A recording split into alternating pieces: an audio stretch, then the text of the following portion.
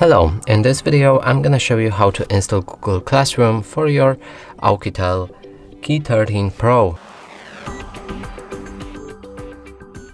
So in order to do this, we'll need to open our Google Play Store.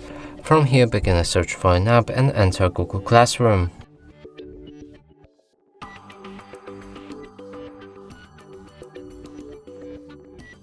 Hit the search button, select this app and install it.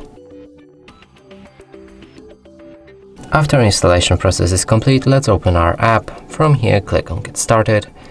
Choose the account you want to use for this app and then OK.